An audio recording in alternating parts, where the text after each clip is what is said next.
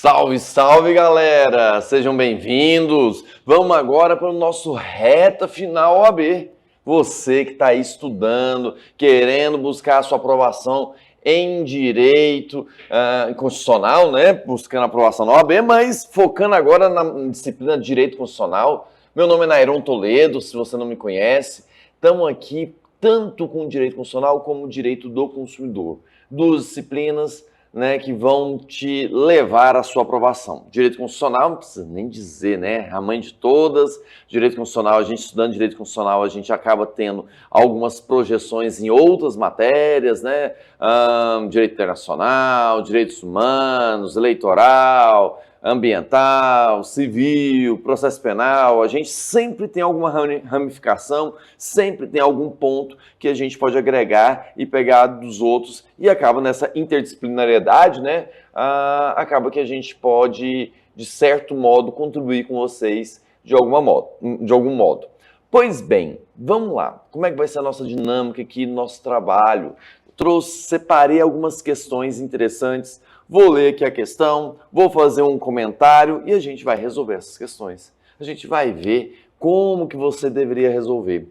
Vamos fazer uma proposta com você. Eu sei que às vezes você está aí ansioso, angustiado. O que eu vou te propor? Nós vamos ler juntos. E aí, na hora que apresentar, colocar na tela as alternativas, o que você vai fazer? Você vai pausar, escolher a alternativa e aí depois você libera aí, depois você escolheu, você libera e aí você vai ver minha correção. Faz isso.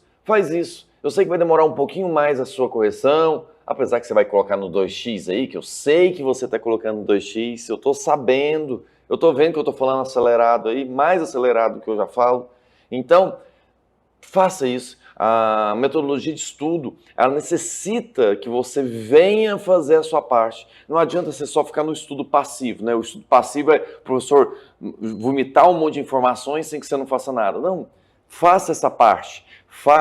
Tente de alguma forma tentar responder, você tentar sofrer. Esse sofrimento aí de fazer essa questão é que vai deixar você mais perto da sua aprovação. Tá bom? Vamos perder mais tempo. Mais uma vez, um prazer estar com vocês. Coloca na tela. Quem ainda não me segue aí, ó, nas redes sociais, aqui, ó, Nairon, @nairon.toledo, lá no Instagram. Sempre coloco lá no meu canal do Instagram, sempre alguma dica, alguma jurisprudência. Então, me segue lá, manda mensagem, professor, estava assistindo sua aula hoje, gostei, não gostei, sugestão, crítica ou dúvidas, estou à disposição, vamos caminhar junto. Vamos lá. Primeira questão, olha só essa primeira questão. Coloque na tela. Ao exercer o direito de petição, exercer o direito de petição, determinada pessoa jurídica, então, pessoa jurídica estabelecida no território brasileiro, precisou realizar o pagamento de taxa, lembra-se, né? Taxa, então, é uma espécie de tributo, espécie de tributo. Vocês vão ver lá com o professor REC, né, a taxa que tem a questão de ter uma contraprestação. Para um órgão administrativo competente, analisasse a tese de que o agente público praticara uma ilegalidade em seu desfavor, o que acarretou em um ônus financeiro indevido. Tal pagamento foi cobrado com base, no que dispõe a Lei Federal número Y, recentemente publicada, que dispõe sobre essa exigência. Diante de tal contexto, assinale a opção que harmoniza com o sistema constitucional brasileiro. Então, resumindo, né, nós estamos falando do direito de petição, no qual exigiu o pagamento de uma taxa. E isso foi regulamentado pela Lei Federal número Y. É esse o raciocínio que você vai ter que fazer na hora da sua prova, esses risquinhos para você não esquecer. Quando eu falo disso, volta aqui para mim, quando eu falo sobre isso, a gente tem que raciocinar sobre a questão do direito de petição, o direito de pedir. É um direito constitucional? É um direito constitucional que já está ali, cravado lá na nossa Constituição, no seu artigo 5º. Vamos ler o texto? Olha lá, artigo 5º, inciso 34.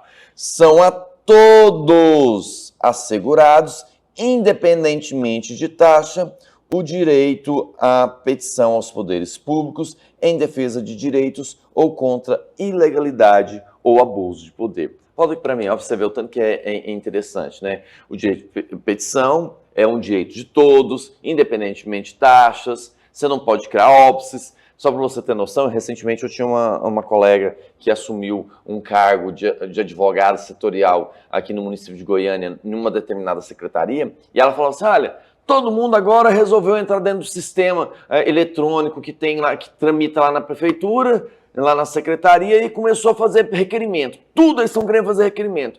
Eu quero fazer que não pode. Eu vou fazer uma portaria falando que não pode fazer isso, que tem que pedir autorização pro chefe máximo para poder fazer, para ele fazer isso. Eu falei assim, você não pode fazer. Você não pode travar isso, porque você está violando o direito de petição. Tanto o servidor quanto a pessoa, né, de fora, seja o munícipe, né, no caso aqui do município de Goiânia, seja pessoa física ou jurídica, ele tem o direito de exigir seus direitos, né, de ir questionar, de solicitar, e o mais importante, como foi colocado aqui, independentemente de taxas. Então, vamos ler novamente? São a todos assegurados, independentemente do pagamento de taxas, o direito de petição aos poderes públicos em defesa de direitos contra ilegalidade ou abuso de poder. Então, logicamente, aquela lei número Y, né? Número X, o que essa lei é? Ó, ela é inconstitucional. Vamos ver as alternativas? Essas são as alternativas que a gente tem para essa questão. É aqui que você vai pausar agora, tentar resolver e vai voltar comigo. Vamos lá. Olha só, vou ler agora. O referido pagamento é devido pela pessoa jurídica estabelecida no Brasil, na medida em que somente pessoas naturais, nacionais ou estrangeiras, podem exercer o direito de petição independentemente do pagamento de taxas. Voltem para mim. Então vocês leram lá que tinha essa restrição? Que somente as pessoas físicas que poderiam não ter que pagar, pessoas jurídicas que teriam que pagar? Não era assim, você viu que lá no artigo, voltando lá, são a todos. Aqui, ó, eu coloco, ó, pessoa física e pessoa jurídica. Então, isso daqui tá errado, ó, nessa parte aqui, ó, tá errado. B. Ao exigir o referido pagamento como requisito de apreciação da ilegalidade noticiada, a Lei Federal número Y é inconstitucional por afrontar o exercício do direito de petição. Olha só, essa que é a nossa resposta. Vamos ver as outras alternativas, o que está errado, vamos aprender. C. Por ser um remédio constitucional direcionado ao âmbito jurisdicional, o direito de petição sem pagamento de taxas não é operativo via administrativa? Gente, é operativo sim, via administrativa. Tanto que eu dei o exemplo aqui lá no município de Goiânia, tanto que a questão aqui em todos os órgãos, em todos os poderes. Então, no poder administrativo, seja no poder executivo, no poder judiciário, poder legislativo, tudo você tem essa possibilidade. Logo, a Lei Federal Y é constitucional. Ela já também não é constitucional por conta da questão que tem que ter, já está falando do pagamento de taxas, né? Então, vamos lá. E a alternativa D, a Lei Federal número Y é válida, já está errado porque já falou que é válida, mas vamos continuar. Desde que, por meio de interpretação conforme a Constituição, seja entendido que o referido pagamento tem sua exigibilidade restrita aos casos em que o direito de petição descreva abuso de poder. Volta aqui para mim, deixa eu explicar o que é essa questão de interpretação conforme a Constituição. É muito comum você ver algumas decisões do STF com essa questão. Toda vez que o STF fala que é uma interpretação conforme a Constituição, ele está querendo dizer que, muitas das vezes, para o mesmo dispositivo, nós temos vários tipos de interpretação. E aí você vai ter que tentar basear a interpretação a que mais pega a essência da norma, a essência da Constituição. Não, o que é a essência da Constituição? Vamos lá, nós não temos que a Constituição não busca resguardar o princípio da dignidade da pessoa humana, a proteção dos mais pobres, a proteção dos vulneráveis. Não é essa que é a essência da Constituição? É. Então, se eu fosse interpretar conforme a Constituição, eu não poderia afastar essa questão de dizer que qualquer interpretação que mande a gente pagar está violando a Constituição. Tá vendo? Então, basicamente é isso. Quando alguém te falar que, olha, o STF adotou uma interpretação conforme ou conforme a Constituição, significa que ele tentou pegar a essência. A essência é os princípios basilares, dignidade da pessoa humana, garantia dos direitos fundamentais, proteção dos direitos humanos, todos esses parâmetros que a gente utiliza na nossa Constituição. Então, todos esses parâmetros são a base e é por isso que a gente utiliza. Aqui está errado exatamente por conta disso. A interpretação, além de falar que ela é válida, ela não é válida, essa lei, ela é inconstitucional. E também, se eu fosse levar em consideração a interpretação conforme, seria para todo mundo ter o benefício. Não só quem está em casos de abuso de poder. Qualquer outra situação haveria essa situação de proteção, haveria essa situação de não ter a necessidade de se recolher taxas. Perfeito? Então, resposta correta é a letra B, de bom demais da Constitucional. Vamos lá, vamos para a próxima. Aí, ó. Vamos para a próxima. 2. Também de 2024 essa questão. Uma proposta de emenda à Constituição foi apresentada pelo presidente da República à Câmara dos Deputados. Então, olha lá, ó, uma PEC foi apresentada pelo presidente. O presidente da República pode apresentar uma proposta de emenda constitucional? Pode. Quem que pode? Volta aí, ó. Quem que pode apresentar emenda constitucional? Ó, quem pode fazer a proposta de emenda constitucional é presidente da República, 1/3 dos membros da Câmara dos Deputados, 1/3 dos membros da Câmara, do Senado Federal e mais da metade das Assembleias Legislativas, sendo que em cada uma dessas deverá ter uma votação de maioria relativa dos seus membros. Então, para você ver que aqui nós estamos corretos. O presidente poderia fazer? Poderia. Então, fez e apresentou, como ele iniciou, chega na Câmara dos Deputados, é a casa iniciadora. Essa é a regra. Então, vamos lá. Então, até aqui está tudo ok. Tal PEC, para alguns parlamentares, versa sobre matéria que é manifestamente ofensiva ao núcleo essencial do Pacto Federativo. Apesar disso, é aprovada pelas comissões competentes e colocada em pauta pela mesa para votação no plenário. Diversos deputados federais do bloco de oposição, inconformados com essa situação, consultam você, como advogado, sobre possível medida judicial que seja reconhecida a incompatibilidade da PEC com a Constituição da República, de modo a impedir a votação pelo plenário. Diante de tal contexto, assinale como advogado a opção que harmoniza com o sistema brasileiro de controle de constitucionalidade. Aqui eu tenho algumas ponderações. Volta aqui para mim. Olha só. Nós temos uma proposta de emenda constitucional. Ela é proposta. Ela ainda é proposta. Ela não chegou ainda, não se tornou uma emenda constitucional. Então, quando a gente fala de controle de constitucionalidade, a gente tem o controle tanto o repressivo, que acontece quando a lei ou a emenda constitucional, o ato normativo, já entrou em vigor, e o controle, o quê? Preventivo. Nem entrou em vigor e a gente já está pensando em fazer algo. Controle repressivo, a gente tem, por exemplo, a questão do controle de constitucionalidade, feito pelo Poder Judiciário. Isso é um exemplo de controle repressivo. Já na esfera do controle preventivo, nós temos algumas hipóteses. E a hipótese mais comum desse controle preventivo seria o quê? Quando a gente tem um projeto de lei, é quando o presidente ele sanciona ou ele veta. E quando ele faz o veto de um projeto de lei, ele veta por matéria, por uma questão de inconstitucionalidade. É o veto que a gente chama de veto jurídico.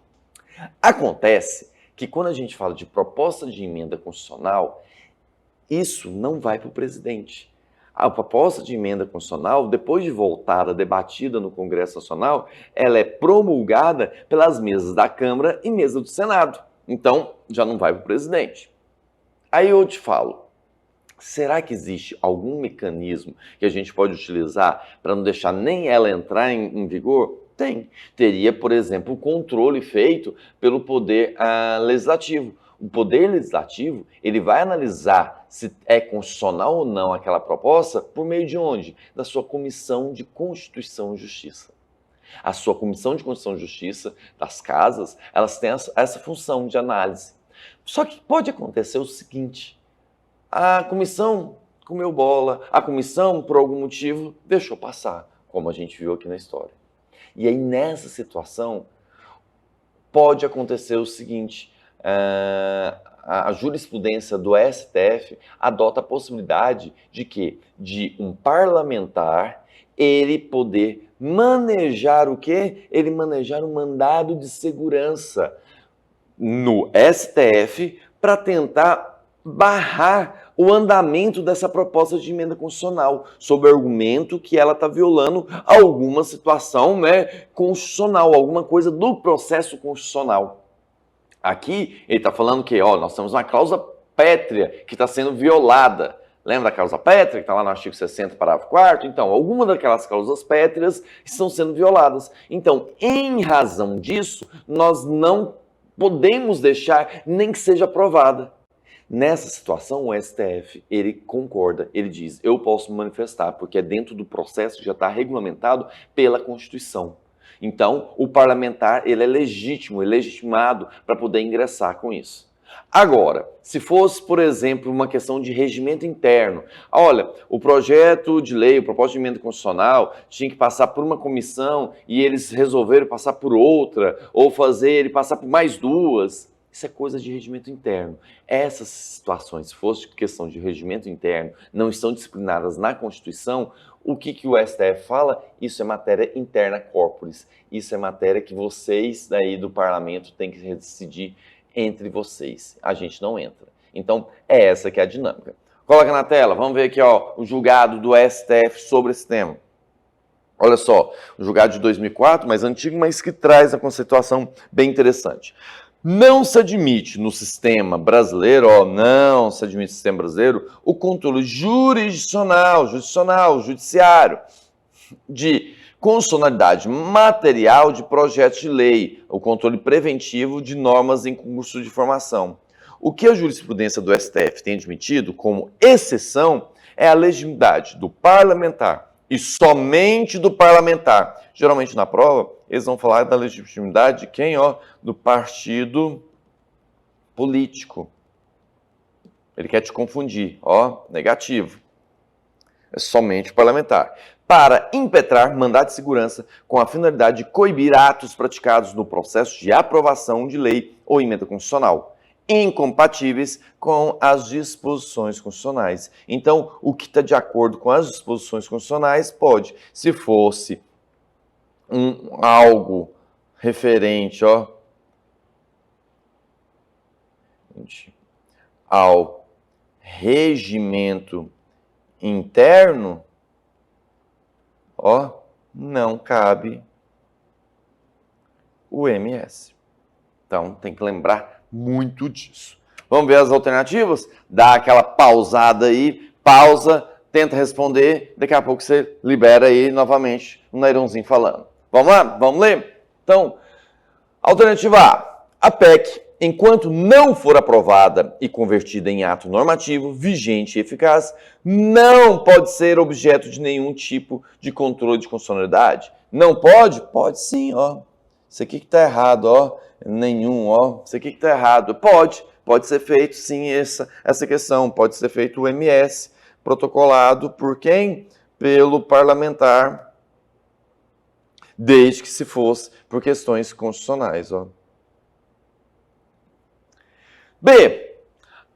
É possível que PEC seja considerada inconstitucional em sede de mandado de segurança impetrado no STF por qualquer deputado federal. Perfeito, essa que é a resposta correta, sem nenhum problema.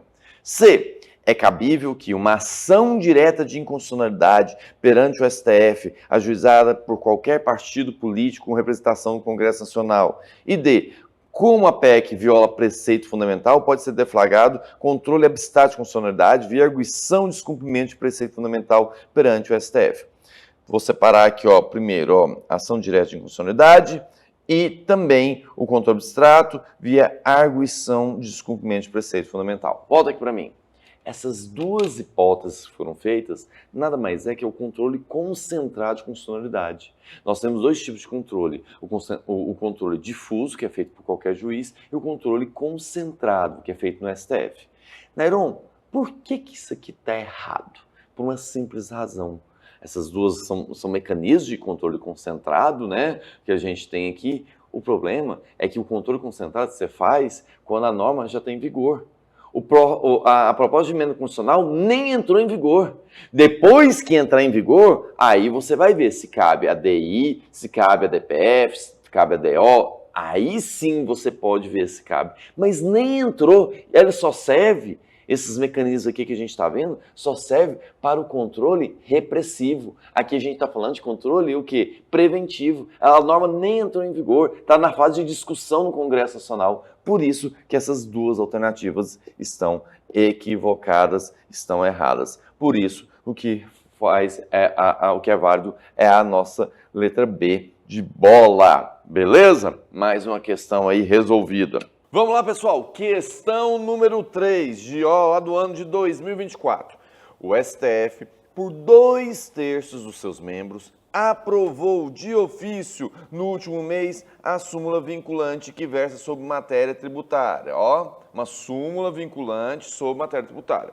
O deputado federal João da Silva mostrou preocupado com a referida súmula, pois tramita no Congresso projeto de lei complementar cujo teor conflita fortemente com a súmula. Então, olha só, nós temos uma súmula vinculante e conflitando com ela, tem um projeto de lei complementar. Temas totalmente diferentes, né? Assim, posicionamentos diferentes para o mesmo tema. Por desconhecer as consequências da referida súmula, acarretará o processo legislativo em andamento, João busca auxílio de sua assessoria jurídica sobre as consequências da súmula vinculante, aprovado pelo STF. Assinale a opção que representa corretamente a orientação recebida. Primeira coisa que eu quero que vocês compreendam é que, quando a gente fala da súmula vinculante, está lá no nosso artigo 103A da Constituição. Vamos lá, vamos pensar aqui. A súmula vinculante, ela tem origem lá na Emenda Constitucional 45 de 2005, que é a emenda constitucional que tratou do quê? Da reforma do Poder Judiciário.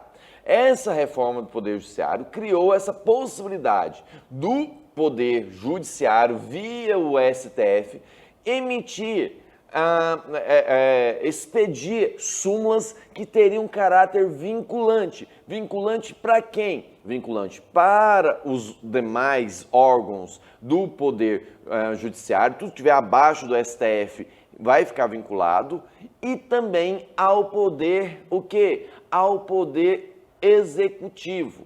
Nairon, tá, e quanto ao Poder Legislativo? O Poder Legislativo, quanto às suas atribuições primárias, né, as suas funções primárias, que é de legislar e de fiscalizar, ele não vincula.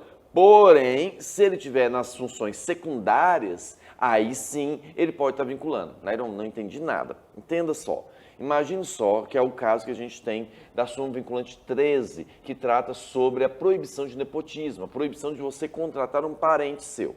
Aí você vem com essa súmula vinculante. Beleza? Beleza. Então, olha só, se você tem uma súmula vinculante nesse sentido, o Poder Judiciário vai poder contratar? Não vai poder contratar, parente. O Poder Judiciário pode dar decisão contra a súmula do STF? Não. Vincula o próprio STF na função de contratar ou não? Vincula, mas na função dele poder rever a súmula? Não vincula. O STF pode rever a súmula dele? Pode, a qualquer momento. Ele pode cancelar, pode alterar, sem nenhum problema.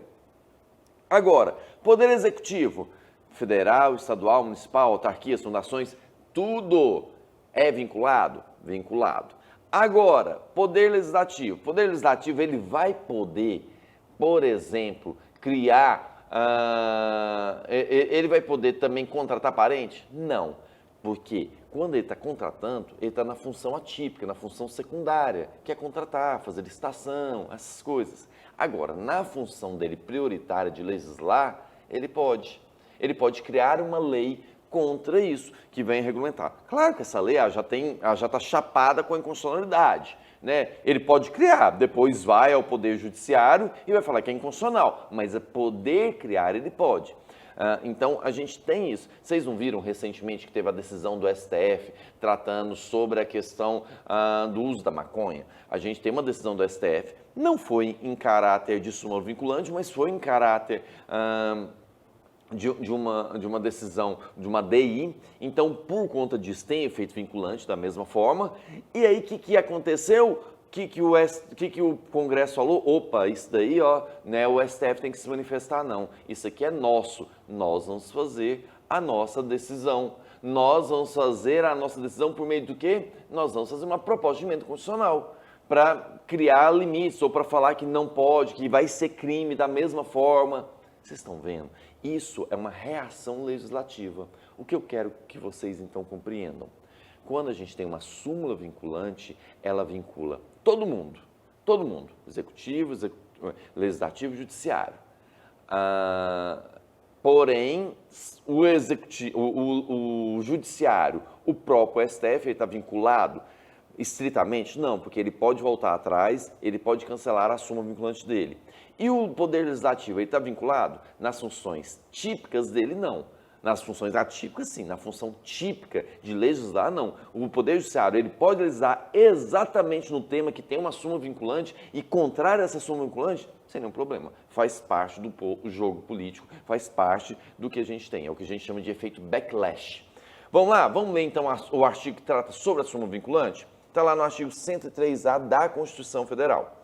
O STF poderá, de ofício ou por provocação, mediante decisão de 2/3, então está correto, igual está lá no nosso enunciado, após reiteradas decisões sobre matéria constitucional, aprovar súmula que, a partir de sua publicação na imprensa oficial, terá efeito vinculante em relação aos demais órgãos do Poder Judiciário, por isso que ele fala aos demais, né? E a administração pública direta e indireta, aqui como eu estou falando, Poder Executivo, para vocês lembrarem, nas esferas federal, estadual e municipal, bem como proceder à sua revisão ou cancelamento na forma estabelecida por lei. Quem que vai fazer a revisão ou cancelamento? O próprio STF, por isso que eu falei que aqui é uma ressalva. E aí, como eu ressaltei para vocês, o Poder Legislativo, na função atípica dele, o que acontece? Vincula. Agora, o Poder Legislativo, na função dele, que é atípica, que é de legislar, o que acontece? Não vincula. Então, no caso que a gente tem aqui na historinha, o que aconteceu? Nós temos uma decisão, uma súmula vinculante, e aí o Congresso, o que ele faz? Ele cria está tramitando, um projeto de lei complementar, que é, conflitante. Pode, sem nenhum problema. Vamos ver as alternativas? Olha lá. Ela vincula unicamente os órgãos do Poder Judiciário, unicamente, já começa mal quando você vê essas palavras, né, peremptórias, que são somente, unicamente, e aqui vocês viram que também os outros órgãos. Então, está errado por conta disso. B, ela não alcança o poder legiferante. O que é o poder legiferante? É o poder de legislar, gente. É um sinônimo de legislar do Congresso Nacional, que segue mantendo intacta a sua função originária de criação de direito. É essa que é a resposta. C, ela tem a mera função diretiva e de orientação dos demais poderes, sem, no entanto, ter caráter impositivo. Não tem caráter impositivo. Não, está errado por conta disso. E D, ela terá efeito vinculante em relação a todos os poderes, em todas as esferas, inclusive no que se refere ao poder de legislar. Você lembra que eu falei que o poder de legislar não está vinculado a isso? Então, por isso que a resposta correta é a letra de B, de bola. Vamos seguindo em frente. Questão 4. Questão 4, olha lá.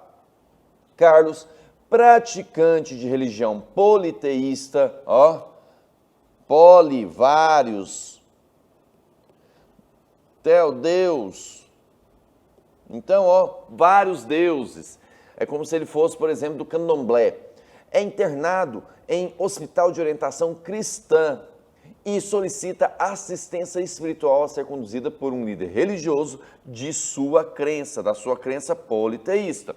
Os parentes de Carlos, mesmo cientes da assistência solicitada, se resumiria a uma discreta conversa, estão temerosos de que a presença do referido líder coloque em risco a permanência de Carlos, em virtude de representar uma vertente religiosa não aderente à fé adotada pela instituição hospitalar.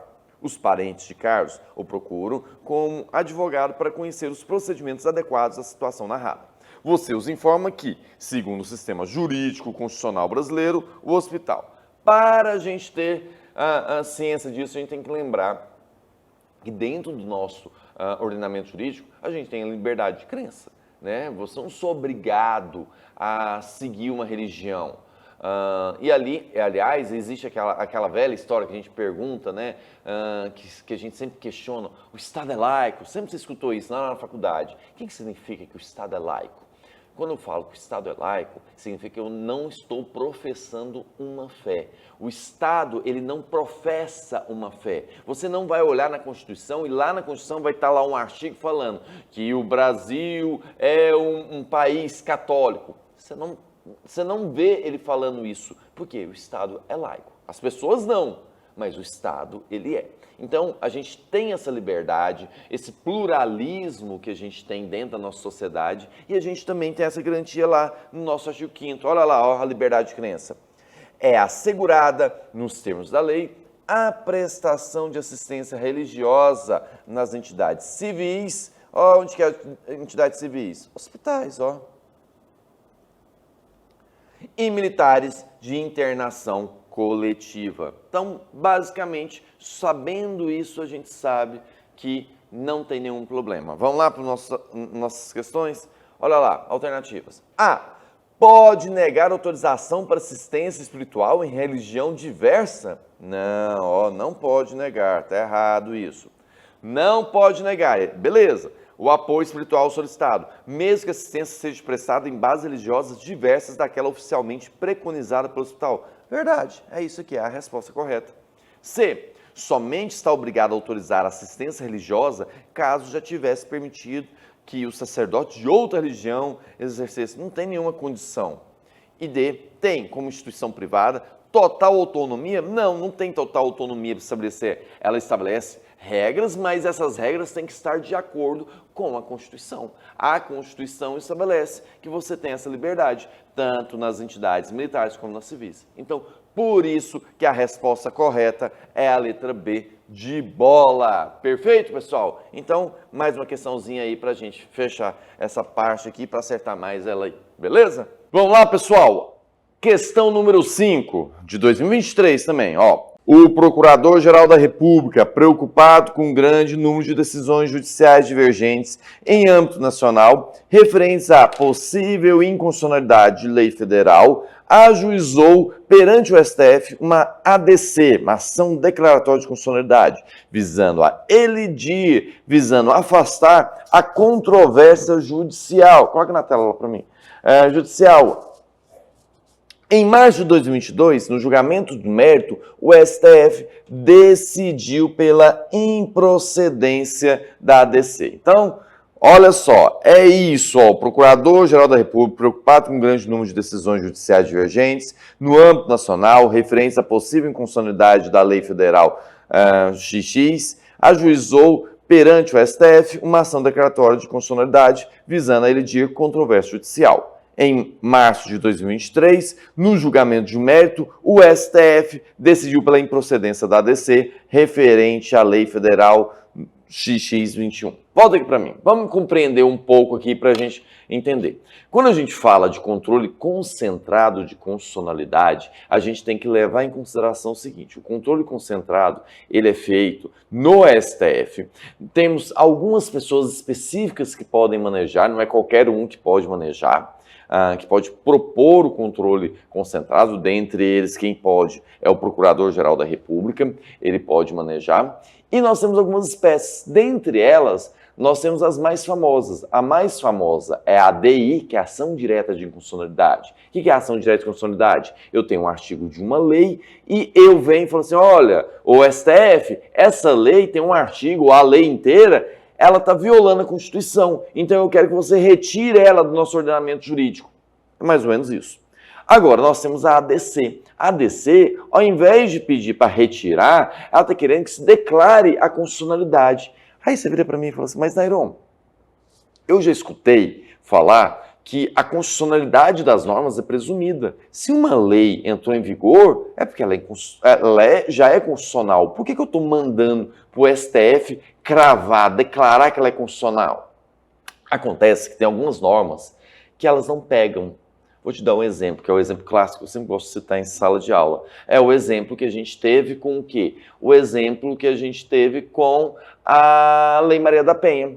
Um belo dia foi aprovada a Lei Maria da Penha e começou-se a ter um rito, começou-se a ter uma situação diferenciada quando tinha violência doméstica contra as mulheres. E aí alguns juízes, o que eles começaram a fazer? Alguns juízes começaram a pensar, olha, eu não concordo. Por que eu não concordo com essa lei? Eu declaro essa lei inconstitucional. Ele pode fazer isso? Pode. O controle difuso. Cada juiz pode manejar, né? Pode decidir isso incidentalmente. Esse juiz ele falou assim, olha, não concordo, eu acho que isso aqui é inconstitucional. Aí chega o juiz do FAINA, ele falava que era inconstitucional. Sabe qual que é o argumento que ele falava que a Lei Maria da Penha é inconstitucional? Olha só, a Constituição não fala que todos são iguais perante a lei? Por que nós temos aqui uma lei que só protege a mulher, mas não protege o homem? E os homens que apanham das mulheres, tinha que ter isso igual também? Está entendendo a situação? Então tinha juiz que falava que a Lei Maria da Penha era constitucional e tinha juiz que falava que a Lei Maria da Penha não era constitucional. Diante desse cenário, diante dessa dificuldade toda que a gente tinha, o que a gente se deparou? O que aconteceu? O Procurador-Geral da República falou assim, olha, vamos manejar uma ação lá no STF para o STF declarar, olha, é constitucional e ponto final. Ninguém aqui vai poder mais discutir isso. E foi o que aconteceu. Foi lá no STF, o STF falou, olha, a Lei Maria da Penha é constitucional e ponto final. Então declarou que ela é constitucional. Agora, para pensar. Se eu ingresso com uma ação declaratória de constitucionalidade, eu quero que a Lei Maria da Penha seja declarada constitucional. O STF julga improcedente, o STF não concorda com o meu pedido, o que vai acontecer? Aquela lei, eu não estava querendo que fosse declarado, então a partir disso, ela vai acontecer o quê? Será declarada inconstitucional. Da mesma forma que se eu tenho uma lei que eu acho que ela é inconstitucional e eu entro com a ação direta de inconstitucionalidade, e se essa ação direta de inconstitucionalidade for julgada improcedente, o que vai acontecer? Indiretamente eu estou falando que a lei é constitucional. Você está vendo que a questão da ADC e ADI são os lados de uma mesma moeda? Depende se é procedente ou improcedente. Então, isso é uma explicação, isso é um ponto que a gente tem que ter em mente. Tá, vamos continuando.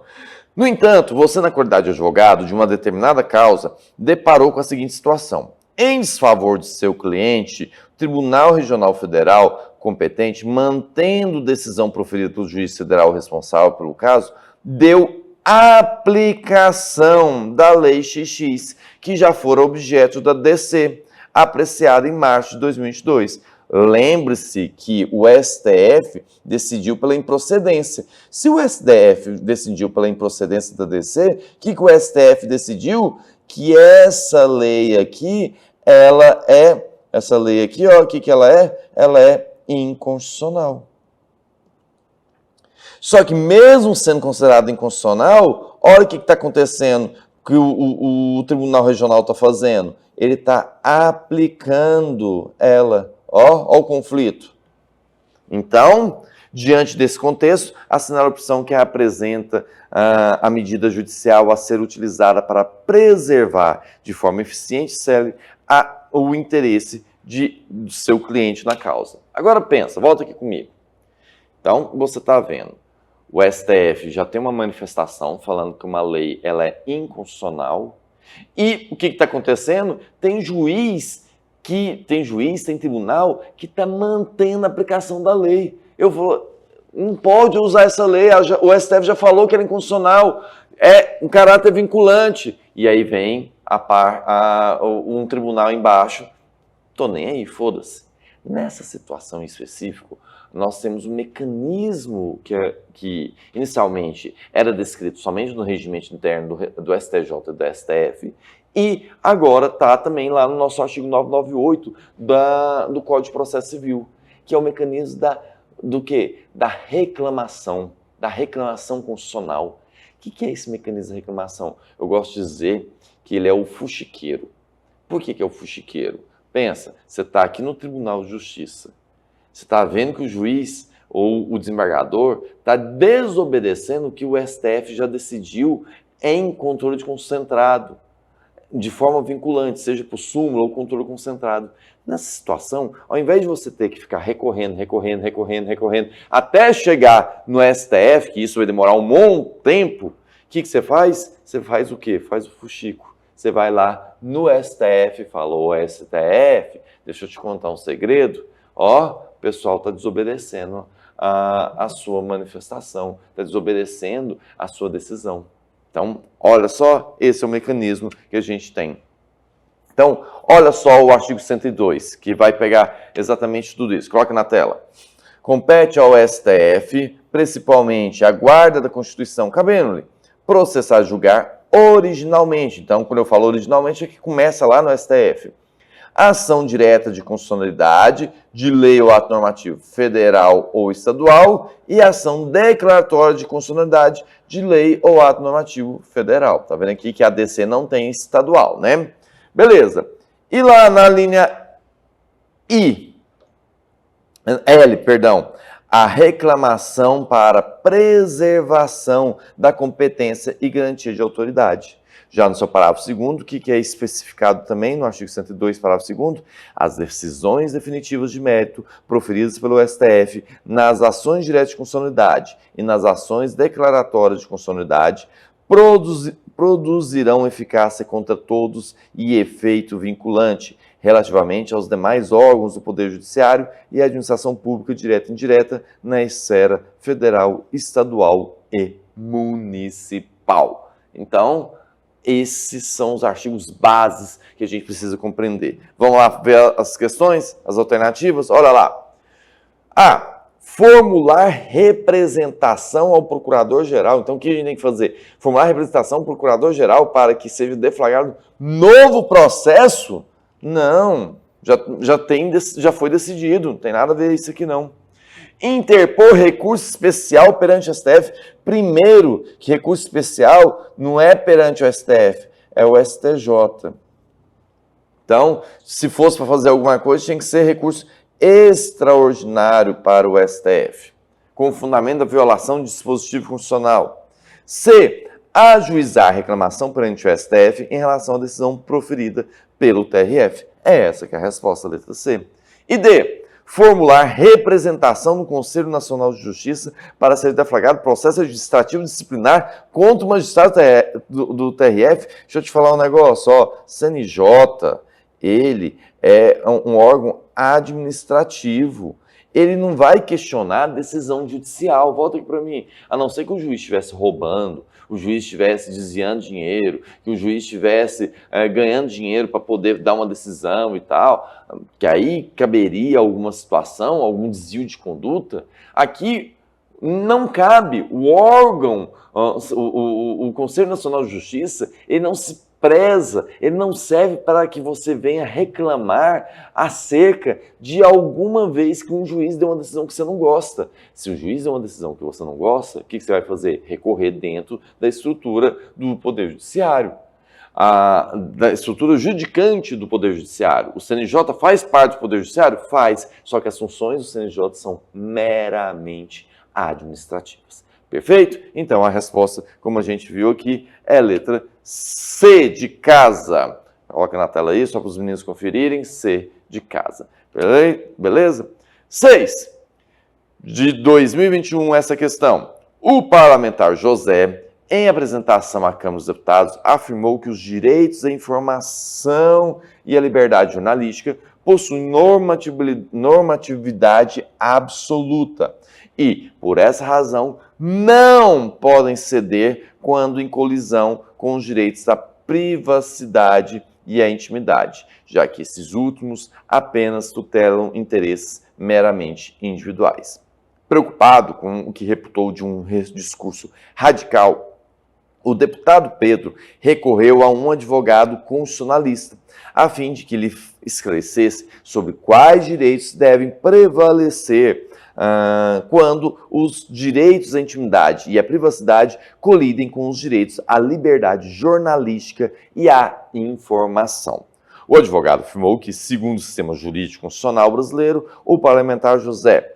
Então, vem cá, olha só o que a gente tem. Aqui nós temos um parlamentar que, ao se manifestar, ele falou que os direitos de informação e a liberdade jornalística, eles são sempre absolutos. Já começa mal por aí, né? Se você estudou aqui com a gente, se você pegou aula em qualquer lugar, se você estudou, você sabe que uma das características que a gente sempre aponta para os direitos e garantias fundamentais é a questão que eles não são absolutos. Existem algumas ponderações, assim, algumas exceções dadas pela doutrina, mas para a sua prova da OAB, o que segue é esse raciocínio. Não existe direito absoluto. Nossa, Nairon, mas o direito à vida? Não é absoluto, nem sempre é absoluto. Vou dar um exemplo. Quando a gente tem a situação do feto anencefálico, aquele feto que não tem cérebro, que ele não tem nenhuma possibilidade de ter vida extrauterina. De um lado você tem o direito à vida do feto, do outro lado você tem o direito à vida, à dignidade humana da mãe, da mulher, o direito de autodeterminação sobre o seu corpo da mulher. Nesse conflito, todos os direitos da mulher sobreporam o direito do feto, o direito à vida daquele feto. Eu falo vida entre parênteses, porque ele só está tendo vida porque ele está ligado a um cordão umbilical com aquela mãe. Então, na hora que romper, na hora que cortar, é feito o parto, ele não tem sobrevida fora do útero materno. Então, nessa situação, olha, sempre os direitos fundamentais, e aí a gente sempre diz que os direitos fundamentais, eles têm uma aparente colisão. Você vai ver o seguinte, você nunca vai poder cravar que um direito é absoluto, porque dependendo da situação, o que a gente vai ter? Nós vamos utilizar técnicas de ponderação que um princípio vai se sobrepor ao outro em determinada situação. Então, eu posso dizer que sempre o direito à vida vai estar sempre por debaixo? Não. O sempre direito à vida vai estar em colisão com algum outro direito? Ele vai sempre perder? Não. A gente vai analisar sempre no caso concreto um que vai ser mais preponderante do que o outro. Então, esse que é um ponto bastante importante, bastante relevante para a gente compreender. De outro lado, vocês viram aqui que é o que fala, coloca na tela novamente. Preocupado com o que reputou com um discurso radical, o deputado Pedro recorreu a um advogado constitucionalista a fim que esclarecesse sobre quais direitos deverão prevalecer quando os direitos de intimidade e privacidade colidem com os direitos de liberdade jornalística e informação. E aqui a gente tem, mais uma vez, o conflito, liberdade jornalística e a questão de intimidade. Nesse caso específico, o que ele falou? Sempre a liberdade jornalística vai em cima da privacidade. E a gente fala que cada caso é um caso, não dá para você cravar. Vamos lá. Olha só algumas informações, coloca na tela. Informações relevantes que eu separei aqui. Primeiro, não há hierarquia entre direitos fundamentais. Não há um direito absoluto. E eu pego o trechinho aqui do Pedro Lenza. A colisão entre princípios, não haverá declaração de invalidade de qualquer um dos princípios em colisão. Diante das condições do caso concreto, um princípio prevalecerá sobre o outro, utilizando-se a técnica da ponderação e do balanceamento, sendo, portanto, os princípios valorativos ou finalísticos. O que eu quero reforçar? É no caso concreto, que a gente vai botar na balança. Será que nesse caso concreto, isso aqui vai valorar mais que o outro? Sim, nesse caso concreto, isso aqui vai valorar mais que o outro. E assim a gente vai trabalhando, e assim a gente vai verificando. Olha só as alternativas, coloca na tela. A. Está correto, pois, em razão do patamar atingido pelo Estado Democrático de Direito contemporâneo, os direitos à liberdade jornalística e informação possuem valor absoluto. Só de falar que está correto e falou que é absoluto, já está errado. B. Está equivocado, né? Pois os tribunais entendem que o direito à intimidade e à privacidade tem prevalecência a priorística sobre os direitos de liberdade jornalística. Então ele inverteu, falou que um é que sobrepõe, também não é assim. Então tá errado porque ele trocou aqui, falando que a privacidade sempre, né, vai ser sobrepor a liberdade jornalística, que também não é verdade. C. Está equivocado, pois, tratando de uma colisão entre direitos fundamentais, se deve buscar a conciliação entre eles, aplicando cada um uma extensão variável, conforme a relevância que apresente o caso concreto específico. É essa a nossa resposta. E D. Está correto, pois a questão envolve tão somente um conflito aparente de normas que poderá ser adequadamente solucionado se corretamente utilizado os critérios da hierarquia, temporalidade, socialidade. O que está errado? Porque ele falou que está correto. Né? Então, o grande problema é ele falar que estava correto. Não é assim. Ele está equivocado porque ele cravou que um direito era absoluto. Então, a resposta correta é essa questão aqui da letra C. Beleza? Seguindo em frente, questão número 7. De 2022. Doralice, brasileira, funcionária de empresa italiana. Então, olha só, Doralice é brasileira. Funcionária de empresa italiana situada em Roma. Conheceu Rocco, que é italiano, e com ele se casa. Em Milão, em 1998, nasceu Giuseppe, o filho do casal. Então, ó, nós temos a Doralice, mais o Rocco, e da união deles nasceu quem? O Giuseppe. Doralice é brasileira e o Rocco é italiano. E o Giuseppe? O Giuseppe nasceu aonde? Na Itália. Então, ele é italiano também. E sendo registrado unicamente em repartição pública italiana. Porém, recentemente, Giuseppe, que sempre demonstrou grande afinidade com a cultura brasileira, externou aos seus pais e amigos duas ambições. Primeiro, adquirir a nacionalidade brasileira e depois integrar os quadros do Itamaraty na condição de diplomata brasileiro. Ele procura, então, um escritório de advocacia no Brasil para reconhecer as suas condições necessárias para atingir os seus objetivos. De acordo com o sistema jurídico constitucional brasileiro, Giuseppe, o que a gente tem que entender aqui? Volta para mim. O que a gente tem que compreender? Primeiro, quando a gente está falando sobre essa questão que está sendo feita, a gente está falando de nacionalidade, os direitos de nacionalidade. Quando eu falo desses direitos de nacionalidade, a gente tem que lembrar quem que é brasileiro nato. Nesse caso específico, nós temos que ir para o artigo 12, inciso 1º. Vamos colocar lá na tela o inciso 12, que é o inciso 1º?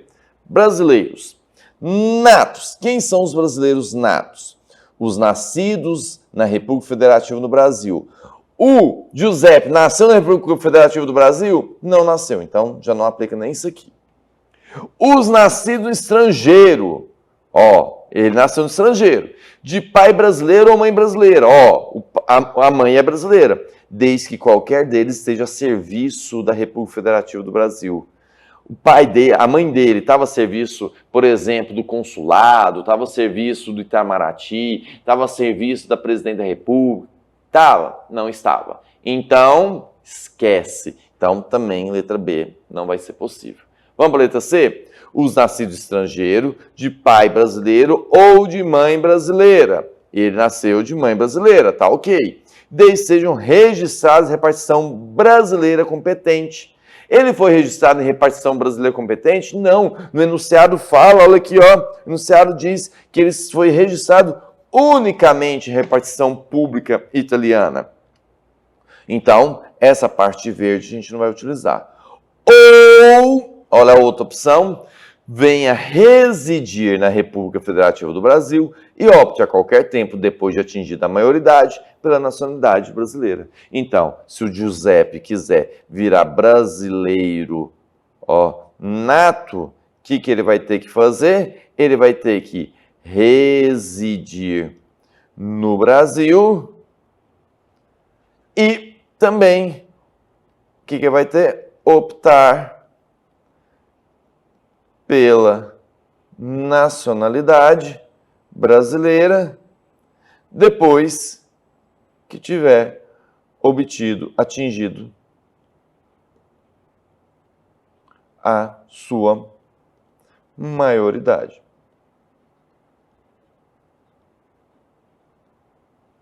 É assim, é dessa forma que ele vai poder fazer. Tá, então para ele virar brasileiro nato, é essa que é a situação.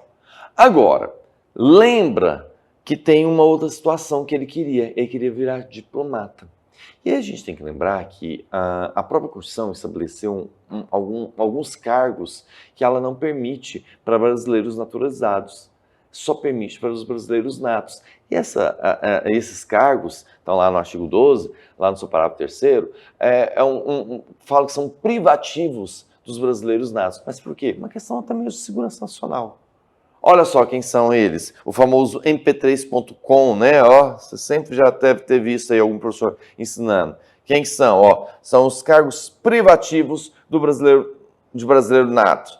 O presidente e vice-presidente da República.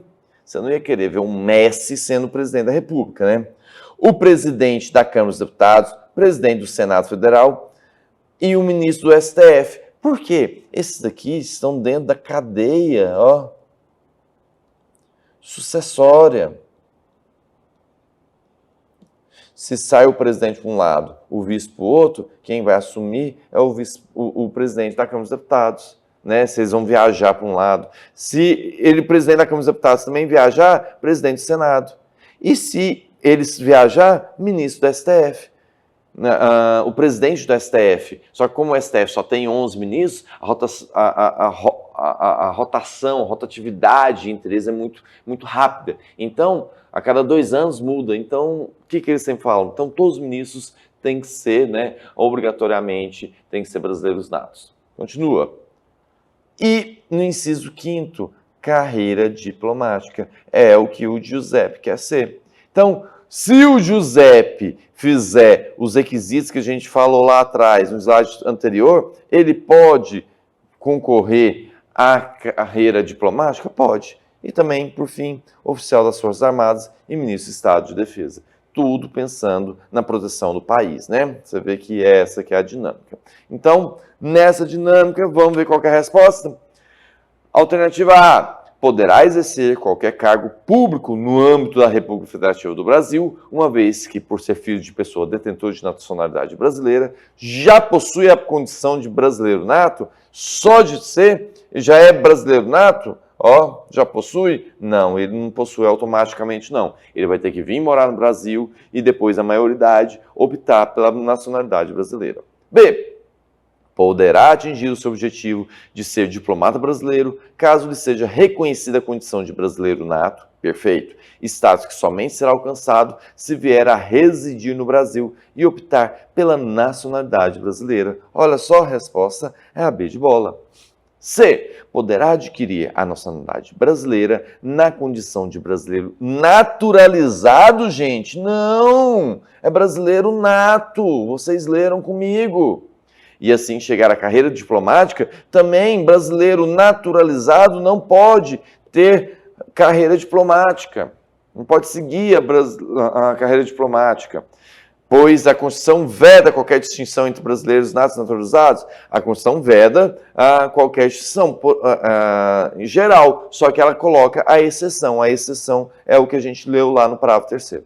E D. Não poderá seguir a carreira diplomática pela República Federativa do Brasil, já que sua situação concreta apenas oferece possibilidade de adquirir nacionalidade brasileira via naturalização. Não, ele pode ser brasileiro nato tranquilamente. Então, a resposta correta é a letra B de bola. 8. Alfa. Entidade de classe de abrangência regional, legalmente constituída e em funcionamento há mais de 1 ano, ingressa perante o STF com mandado de segurança coletivo para tutelar os interesses jurídicos de seus representados.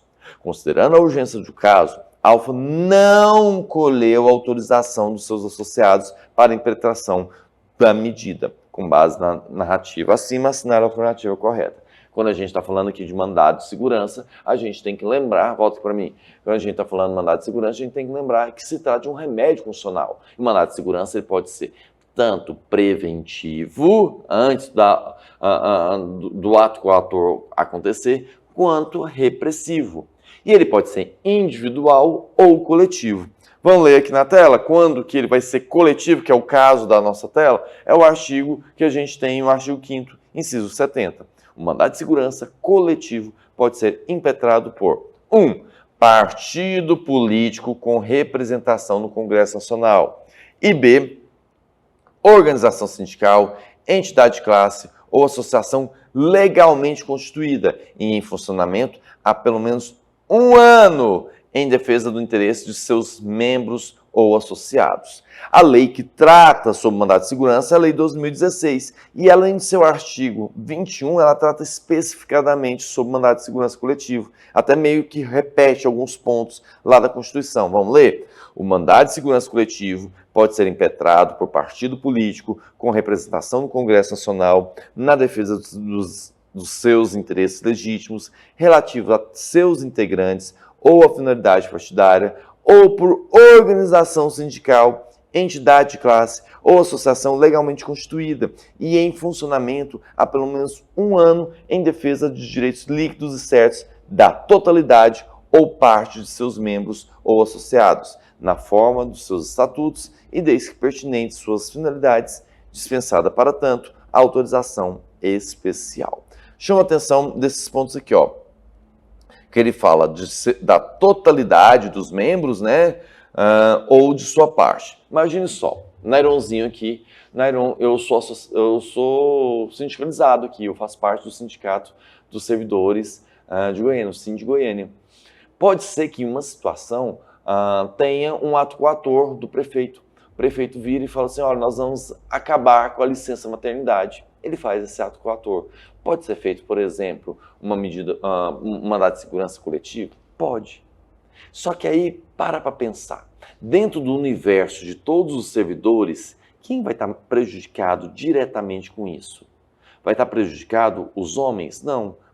Estarão prejudicados as mulheres. E serão todas as mulheres? Não. As mulheres grávidas, as gestantes. Está vendo que a entidade ela não precisa estar somente defendendo o interesse que é coletivo de todos os seus membros? Pode estar, por uma parte dos seus membros, está sendo ofendida? Então, ele pode, sim, pode representar. Perfeito, esse é o primeiro ponto. Segundo ponto que a gente vai levar em consideração é o que está aqui, ó, dispensada para tanto a sua autorização especial. Não precisa de autorização especial, não precisa estar autorizado por eles. E, aliás, sobre esse tema, nós temos 2 súmulas extremamente importantes do STF. Vamos lá? Olha a súmula 629.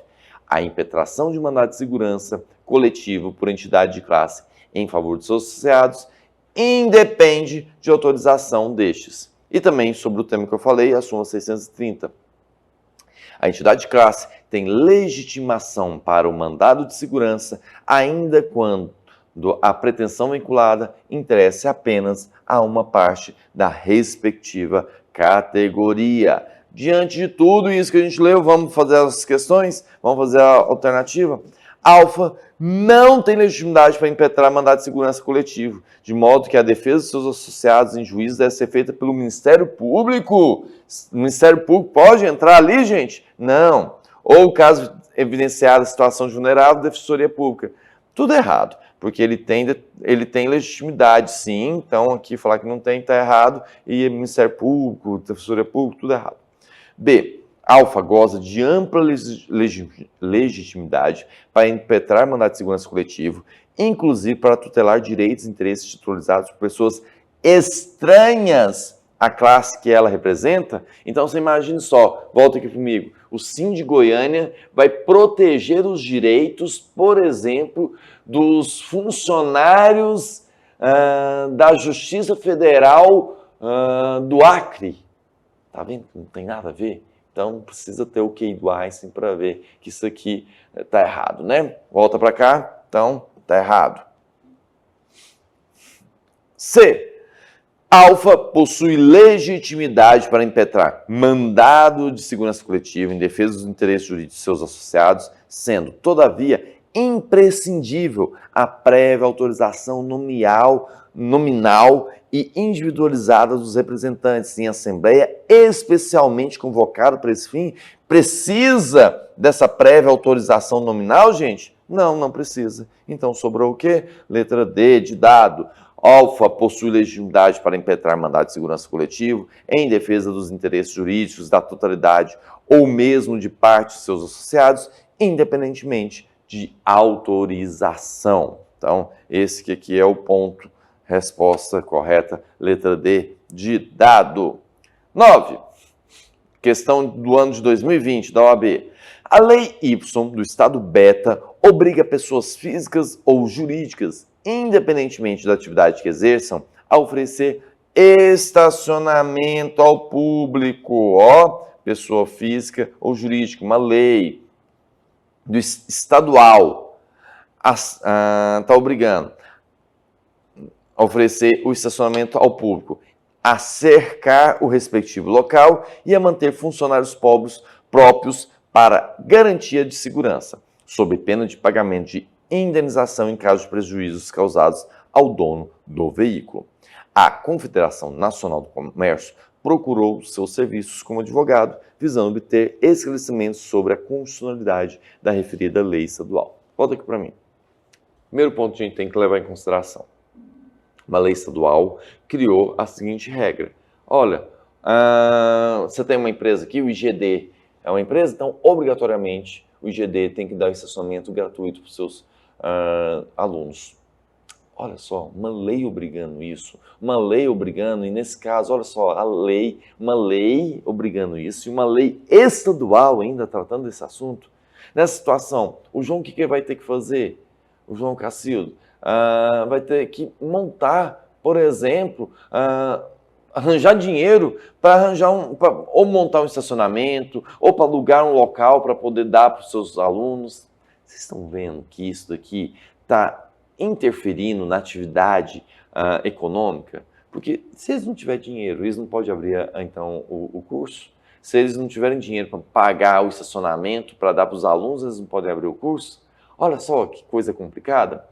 Diferente do que muitos pensam, quando a gente está tratando sobre essa questão de estacionamento, eu não estou tratando de relação de consumo. O STF entende que eu estou tratando sobre direito de propriedade. O STF está falando que eu estou tratando sobre o que? Direito civil. Então, exige um entendimento já pacificado pelo STF, quando essas leis estaduais e até mesmo municipais estão tratando sobre esse assunto, elas estão invadindo a competência de lei federal, que somente lei federal é que pode tratar privativamente, né? Só a União pode tratar privativamente sobre o quê? Sobre direito civil. E mesmo que pudesse tratar sobre direito civil e tivesse uma lei federal tratando sobre isso, há quem entenda ainda que seria materialmente inconstitucional, a matéria inconstitucional, porque também está atrapalhando a questão da liberdade econômica. Então, como que pode, né? Uma intervenção indevida do Estado na atividade do particular. Então, por conta disso, nós entendemos que essa legislação ela seria inconstitucional. Olha ó, o que eu coloquei na tela. Ó. Artigo 22. Compete privativamente à União legislar sobre direito civil. E aí tem um julgado, ADI 451, relatado pelo ministro Roberto Barroso, que trata o seguinte: lei estadual que impõe prestação de serviço de segurança em estacionamento a toda pessoa física ou jurídica que disponibilize local para estacionamento é inconstitucional, quer por violação à competência privativa da União para legislar sobre direito civil, quer por violar a livre iniciativa. Então, olha só, liberdade econômica, livre iniciativa, tudo isso daí é envolvido. Vamos para as questões? Vamos para as alternativas? Olha lá, ó. Letra A. É inconstitucional, pois viola a competência privativa da União de legislar sobre matéria concernente ao direito civil. Corretíssimo. É essa alternativa que a gente esperava. B. É inconstitucional, pois, conforme a Constituição Federal, compete ao ente municipal. É o ente municipal que vai legislar e ainda compete legislar sobre direito do consumidor. Direito do consumidor é competência concorrente, gente. E o município pode tratar de forma suplementar. C. É constitucional, já está errado porque falar que é constitucional, Mas vamos lá, pois exerce matéria que afeta direito do consumidor? Não é direito do consumidor, a STF já falou que não é. E competência legislativa privativa pertence ao Estado beta? Não, privativa pertence a quem? Pertence à União. D, é constitucional. Também está errado por falar que é constitucional, pois tratando de lei de temática afeta ao direito civil, a competência legislativa concorrente, não, vocês viram que é privativa. Então, está errado também por conta disso. Então, resposta correta, letra A. Seguindo em frente, questão número 10 de 2021. No município X foi editada lei proibindo a queima da palha de cana-de-açúcar e o uso do fogo em atividades agrícolas. Tal diploma legal foi, então, impugnado pelo sindicato patronal, representante dos produtores de álcool da região, ao argumento de que a municipalidade não detém competência para dispor sobre o assunto. Então, olha só, nós temos um município que está tratando de uma lei que proíbe a queima de palha de cana-de-açúcar e o fogo também. Então, é uma lei municipal que está tratando indiretamente sobre o meio ambiente. Não é isso? Então, vamos lá. E aí o argumento é falando que o município não tem competência para dispor sobre esse assunto. Vamos lembrar de como que trata a Constituição sobre isso? O artigo 23 fala, primeiro, que é competência comum da União, dos Estados, Distrito Federal e dos municípios proteger o meio ambiente. Então, o município, ele pode proteger o meio ambiente? Ele pode. De que forma que ele vai proteger o meio ambiente? Ele vai estar fiscalizando, ele vai estar criando uma secretaria de meio ambiente. No município de Goiânia, a gente tem a agência municipal de meio ambiente. Ele pode fazer isso? Pode. Isso aqui é competência administrativa, de administrar. E aí, o que acontece? Nessa competência administrativa que está no artigo 23, falou que o município, assim como o Estado, o Distrito Federal, a União, todos podem fazer isso. Por isso você tem lá o Ministério do Meio Ambiente, você tem o IBAMA na esfera federal, você tem a Secretaria de Meio Ambiente na esfera estadual e você tem também as secretarias, as agências de meio ambiente na esfera municipal.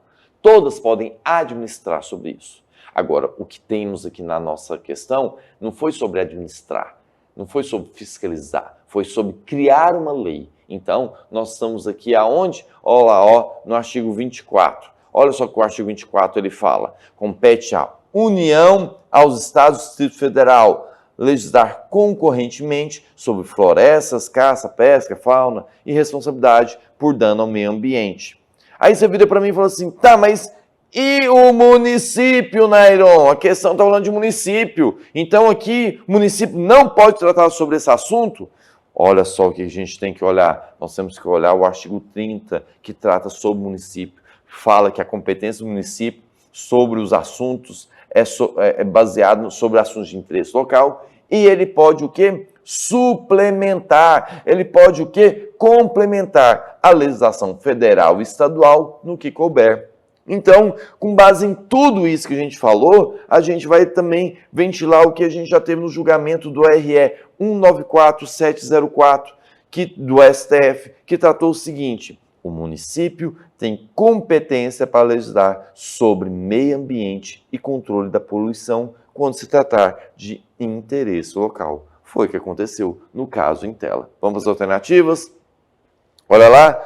Os municípios... Letra A. Os municípios apenas detêm competência para legislar sobre assuntos de interesse local. Logo, como a proteção do meio ambiente engloba interesse federal e estadual, a lei municipal é inconstitucional? Negativo, a lei municipal é constitucional.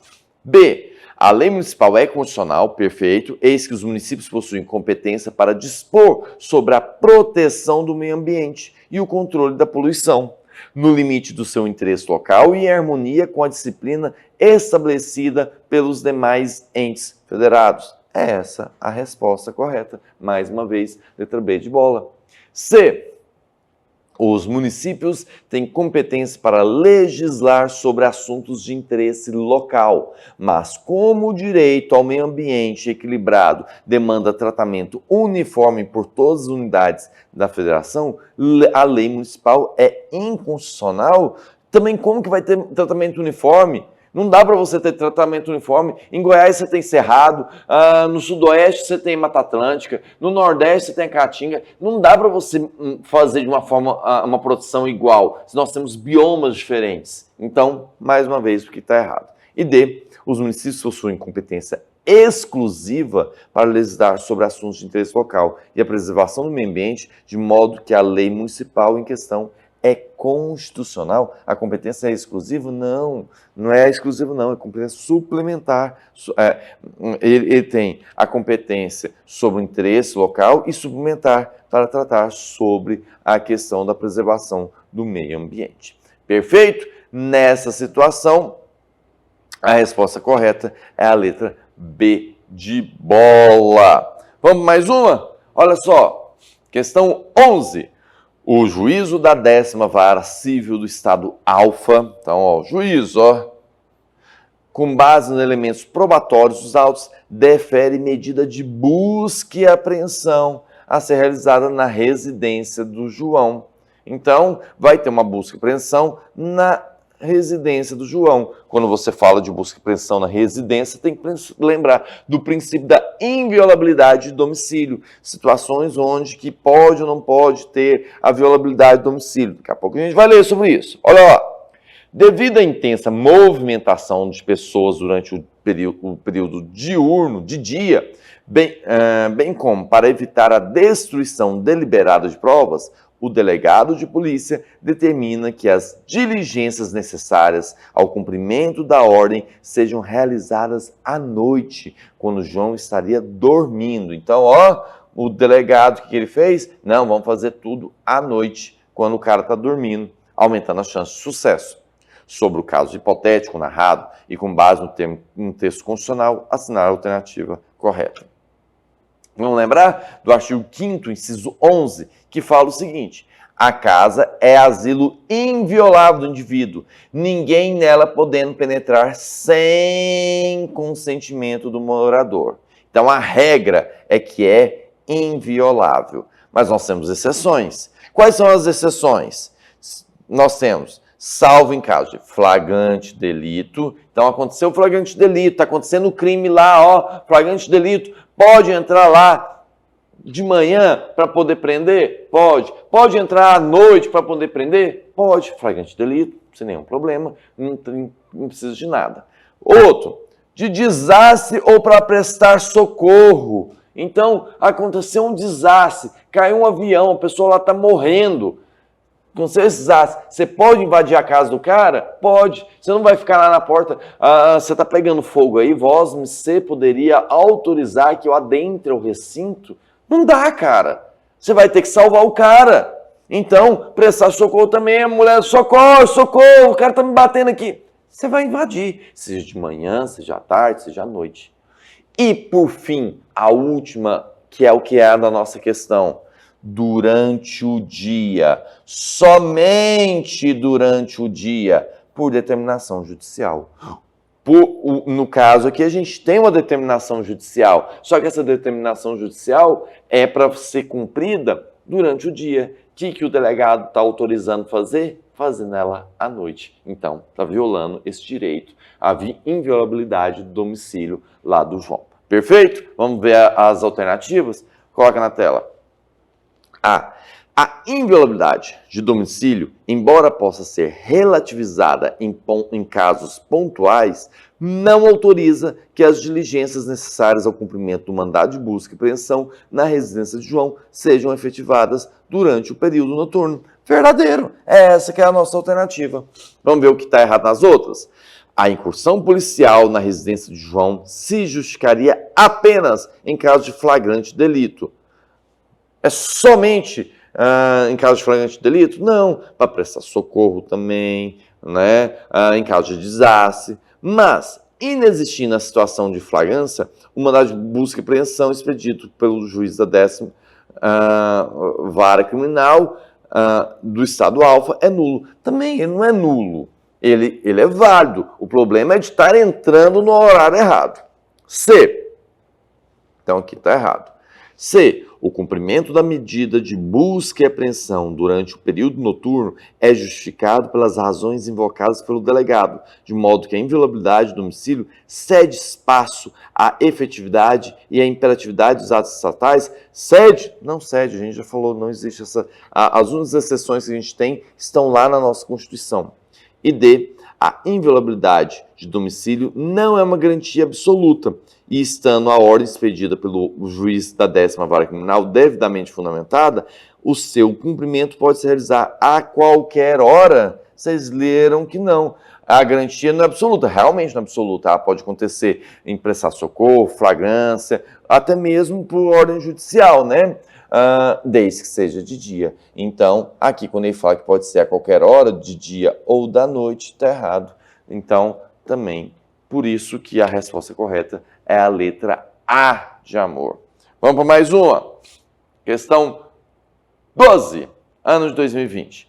Diante das intensas chuvas que atingiram o estado Alfa, que se encontra em situação de calamidade pública, o presidente da República, ante a relevância e a urgência latentes, edita uma medida provisória, determinando a abertura de crédito extraordinário para atender a despesas imprevisíveis a serem realizadas pela União em decorrência ao referido desastre natural. A partir da situação hipotética narrada, com base no texto constitucional vigente, assinale a afirmativa correta. Pessoal, saca aqui, ó. O negócio é o seguinte.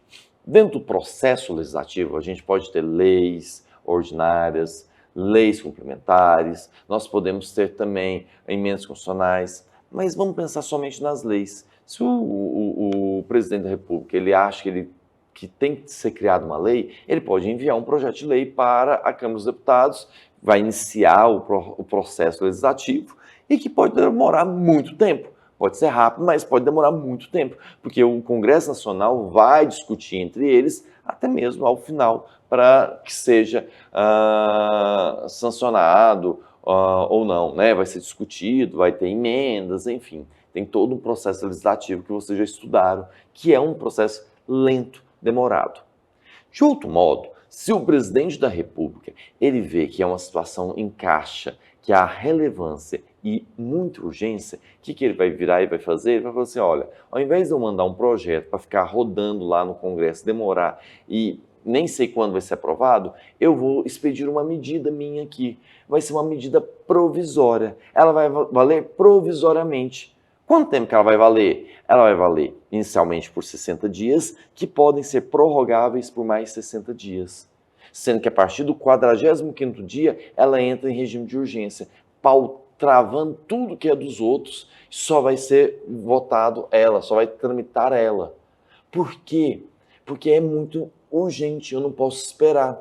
Então, nessa situação, ele pode manejar essa medida provisória. Se ela não for aprovada, se ela não for analisada pelo Congresso nesse prazo de 120 dias, o que vai acontecer? Os efeitos dela caem. Ela tem que ser convertida em lei nesse prazo de 120 dias. Então, basicamente, para a gente relembrar sobre medida provisória, é isso. Só que você percebeu que essa medida provisória não dá um poder muito grande para o presidente? O que você pensa? Se de um lado o presidente ele tem que mandar um projeto que pode enrolar lá no Congresso, de outro modo ele vira e o que ele faz? Mete a caneta e já está valendo. Meteu a caneta e já está valendo. É o famoso, ó, meti a caneta, está valendo, vocês que lutem, Congresso, para ver se vocês votam, para vocês concordar ou não. Então é um peso muito grande. Por isso que, como tem uma responsabilidade muito grande, o Congresso, a Constituição estabelece lá no seu artigo 62, no parágrafo 1º, algumas hipóteses em que não é possível o presidente manejar a medida provisória. Olha lá, vamos colocar na tela, ó. Em caso de relevância e urgência, o presidente da República poderá adotar medidas provisórias com força de lei. Então, ó, as medidas provisórias com força de lei, devendo submetê-las de imediato ao Congresso Nacional. É vedada, é proibida a edição de medidas provisórias sob matéria, planos plurianuais, diretrizes orçamentárias, orçamento em créditos adicionais e suplementares, ressalvado, excetuado o que está no artigo 167, parágrafo 3º. Vem para cá. Na nossa lista do que não pode, a gente viu que está trazendo as principais legislações sobre direito financeiro. Se de um lado o direito tributário ensina como que a gente arrecada dinheiro, do outro lado o direito financeiro ensina como que a gente vai gastar esse dinheiro. Para você gastar esse dinheiro, você tem que ter planejamento. E esse planejamento é feito por essas normas. Plano plurianual, lei de diretrizes orçamentárias, lei orçamentária anual. São leis que são criadas que o Poder Executivo ele diz como que ele vai gastar o dinheiro arrecadado e manda para o Congresso vê se concorda ou não, se ele vai mexer ou não. Agora imagine se eu venho como presidente e meto uma medida provisória. Eu não vou estar burlando essa regra de como gastar dinheiro? Então, por isso que é proibido. Você não pode fazer medida provisória nesses temas, salvo a hipótese do artigo 167, parágrafo 3º. Vamos lá? Lê lá, ó. O que acontece? Olha aqui, ó, ressalvado esse daqui. Olha ele aqui, ó. 167, parágrafo 3º. A abertura de crédito extraordinário somente será admitida para atender despesas imprevisíveis e urgentes, como decorrente de guerra, comoção interna e calamidade pública, observado o disposto no artigo 62. Ou seja, estou tendo uma guerra, uma calamidade pública. Já pensou? A gente teve problema lá no Rio Grande do Sul. Já pensou? O Lula vira e falou assim, vamos mandar um projeto de lei para o Congresso. Se brincar, até hoje não sai nem da Câmara dos Deputados esse projeto de lei. O que ele fez? Medida provisória. Medida provisória para poder o quê? Abrir crédito extraordinário diante daquela situação de calamidade pública, para poder liberar dinheiro. Ele pode fazer isso? Pode fazer isso, que é a exceção da exceção aqui, né? Então, vamos para as alternativas. Letra A Constituição de 88 veda em absoluto a edição de ato normativo dessa natureza, sob matéria orçamentária, de modo que a abertura de crédito extraordinário deve ser feita por meio de lei ordinária. Você viu que tem uma exceção, né? Então, está errado. B. A Constituição veda a edição de ato normativo dessa natureza em matéria de orçamento e créditos adicionais suplementares, mas ressalva a possibilidade de abertura de crédito extraordinário para atender às despesas imprevisíveis e urgentes, como as decorrentes de calamidade pública. Exatamente isso. Letra B de bola. Vamos ver as outras. O ato normativo editado afronta o princípio constitucional da anterioridade orçamentária, o qual impede quaisquer modificações nas leis orçamentárias após a sua aprovação pelo Congresso Nacional e, consequentemente, a promulgação presidencial. Então, olha só, tem que ter anterioridade orçamentária, você tem que esperar, você está com urgência, tudo errado. Né? Não tem nada a ver essa questão, tem que ter o Congresso para depois promulgação do presidente. Não, medida provisória já está valendo.